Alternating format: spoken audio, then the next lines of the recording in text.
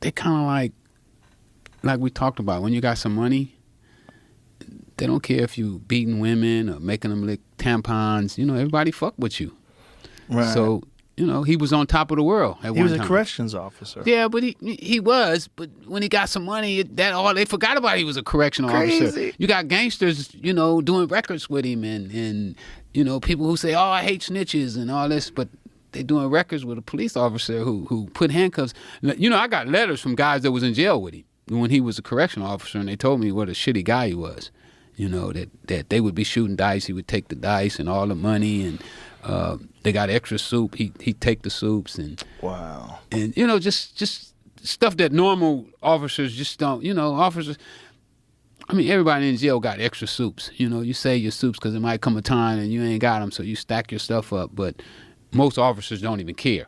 You know, who cares about extra soup? We trying to get the dope dealers and, you know, the guys with the knives, but then you got those ones, and they're like, "Oh, well, you got an extra pair of underwear. You going to the hole." Really? And that's how he was? That's how he was.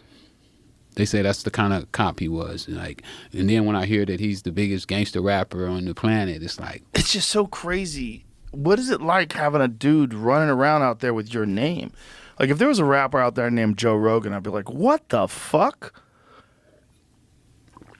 I mean, it's crazy, you know, like, how would you take my name and not have the decency to ask me first of all? You should have asked, but then never pay homage. You know, he won't even admit that he stole the name. He tells people that he invented the name. Like, how the fuck do you invent this name? Well, it's so crazy because the name was famous.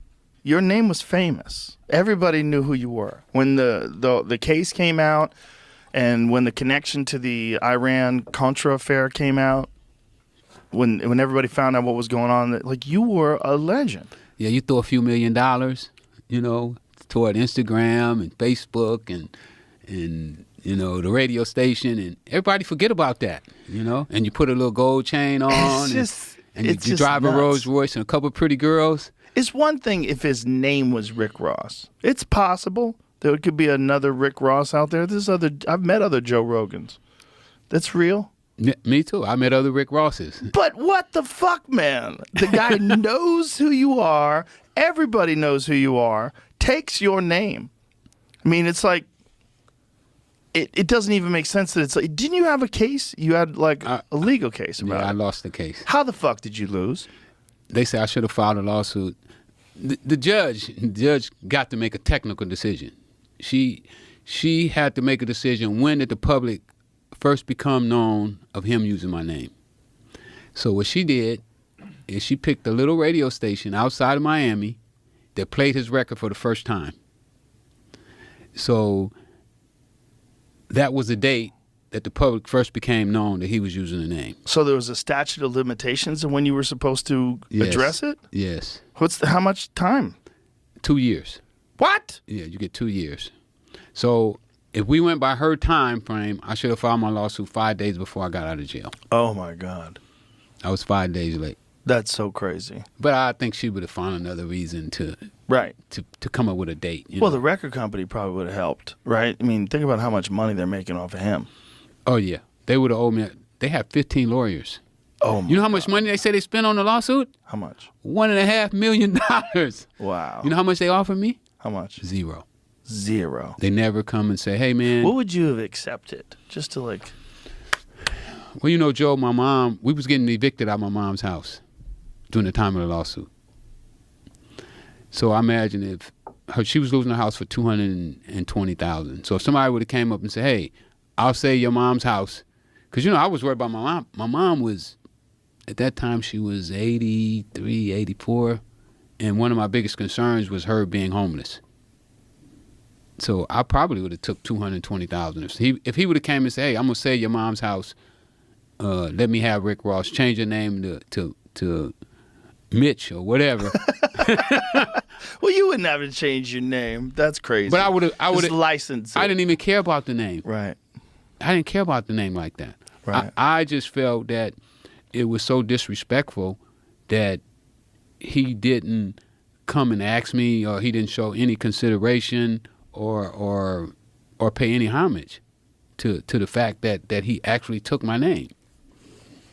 So, but yeah, I probably would have took $250,000. If they'd have said $300,000, I'd have been tickled pink, because I felt that I didn't need much money to get started. You know, Meanwhile, they spent 1.5 million. I owe them right now. I owe them $1 million. What? Yeah, I'm $1 million. I got $1 million judgment against because you have to pay their legal fees. I had to pay their legal fees. Oh my! And then God. the judge was like, "Oh well, I don't believe you guys actually spend 1.5 million, but maybe $1 million." Oh my God! She gave me $1 million judgment. Isn't that insane? For your name, your fucking name, and you can't appeal this. Well, we appealed it, but you know, once you lose to the appeals court, you're not going to the Supreme Court or anything like that there. So, yeah, that's how he wound up being able to continue to use the name. You know, he changed to Rose though. Yeah. Because they thought they might lose.